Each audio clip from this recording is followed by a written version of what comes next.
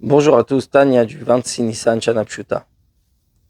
Zaken parlait comment éveiller cette crainte de Dieu et qu'il fallait éveiller tout d'abord l'âme.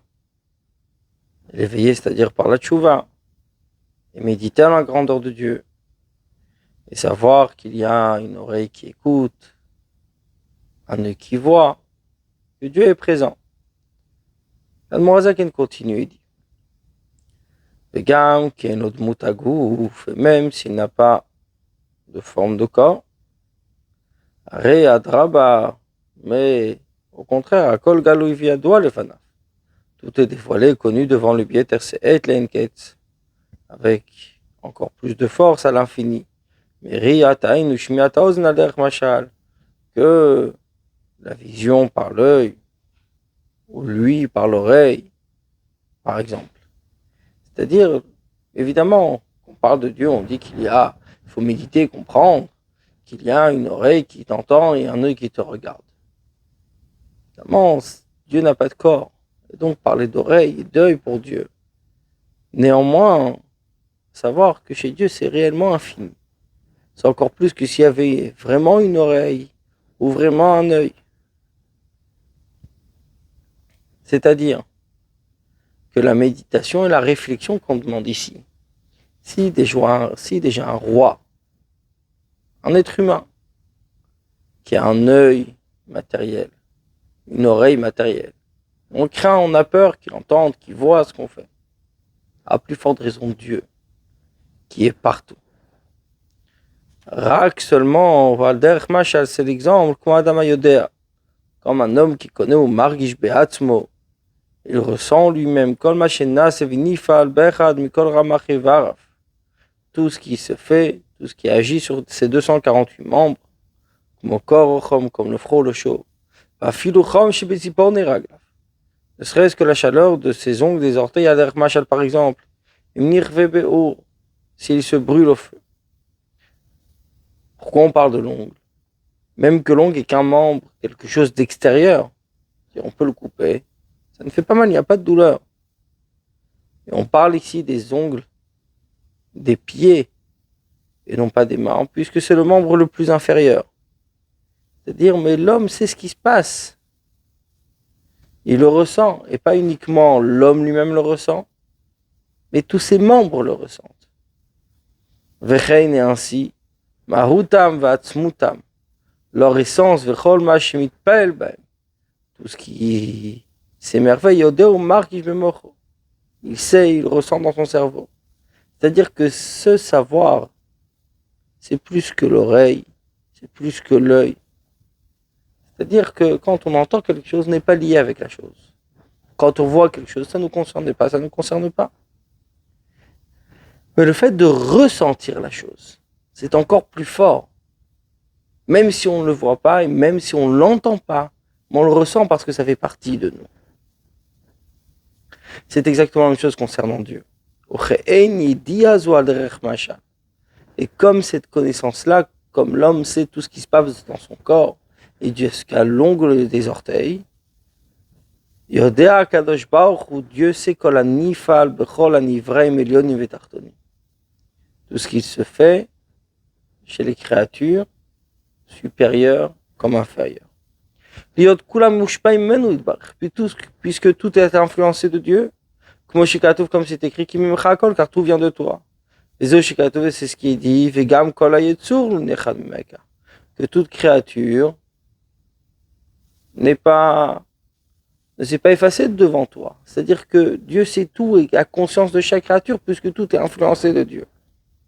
Autant l'homme sait ce qui se passe dans son corps et avec chacun de ses membres, autant Dieu sait ce qui se passe avec chaque créature, puisque c'est lui qui le fait vivre. Et tout vient de Dieu. Donc il ne peut pas être voilé de lui.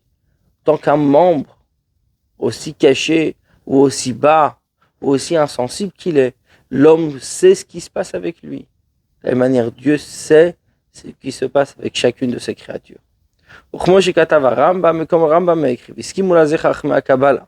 on était d'accord les sages de la Kabbale. Comme Rabbi Moshe Cordovero écrit dans le Pardes, en se connaissant lui-même, si on peut dire, Yodea, il connaît Kol Anivraim, toutes les créatures, Animtsaim, qui existent, Maminatimot, par la véracité de son existence, etc. Du fait qu'Akadosh Baruch Hu, si on peut s'exprimer ainsi, se connaît, par sa propre connaissance, il connaît chacune de ces créatures. Puisque l'existence n'existe que par la véracité de son existence, c'est-à-dire parce que Dieu existe, bien sûr. Et comme il est là, il connaît sa créature, et donc il sait ce qui se passe dans chacune de ces créatures. Rak seulement chez Machalzé, que cet exemple-là, on parle d'un œil qui te regarde, d'une oreille qui t'entend, et Noël c'est pour apaiser l'oreille. Aval Bemet, mais réellement, l'exemple ne ressemble pas à ce qu'on veut expliquer ici. Qui nefesh adam karlam de l'homme afilo asichlit vailokit. Même l'âme intellectuelle, l'âme divine, imite pas elle, elle est impressionnée de ce qui se passe avec le corps, à les douleurs du corps. Puisqu'elle s'habille réellement dans l'âme vitale, qui est vraiment habillée dans le corps. C'est-à-dire que ce n'est pas uniquement l'âme vitale qui subit les différentes choses qui se passent dans le corps, mais même l'âme divine, celle qu'on appelle aussi le nefesh asirklit, l'âme intellectuelle, elle vient du cerveau. Mais comme elle s'habille dans cette âme vitale qui est l'âme animale, elle a aussi les effets du corps sur elle. Aval HaKadosh Baruch Hu, mes dieux, n'est pas impressionné, n'a aucun effet qu'à Dieu ne plaise de ce qui se passe dans le monde et de ses changements. Ni même du monde lui-même. Puisqu'il n'y a rien qui fait un changement chez Dieu, rien qui agit sur Dieu. C'est-à-dire, bien sûr, nous on parle ici de réveiller l'âme en sachant qu'il y a une oreille qui t'entend, il y a un œil qui te regarde. Mais même l'âme divine qui est en nous, d'une certaine manière, est impressionnée du corps, à les douleurs du corps. Les effets du corps ont quelque chose avec l'âme également. Mais par contre, chez Dieu, ça n'a absolument rien à voir. Chez Dieu, le monde n'agit pas sur lui. Évidemment, les effets du monde n'ont aucun lieu avec Dieu. Dieu est là, mais à toute sa créature. C'est lui qui l'a créé, c'est ce qui se passe chez chacun. Mais sans, évidemment, que ça lui cause aucun changement et aucun effet. Vehine, voici,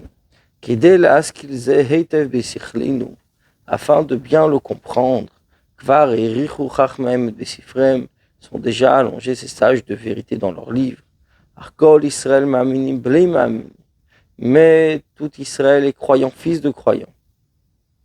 Bli Shum Chakirat Sechel Nushi, sans aucune recherche d'intellect humain. Vomrim, ils disent Atahu Achelonivra Olam Vechulu, tu es même depuis que le monde a été créé, avant que le monde a été créé, etc.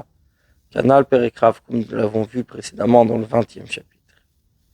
C'est-à-dire que même si les sages de la Kabbale ont enseigné, ont recherché et expliquent comment la créature n'a aucun effet sur Dieu, mais un juif étant Ma'aminim Bnei Ma'amin, croyant fils de croyant, il proclame chaque jour dans sa prière: tu es le même avant la création qu'après la création.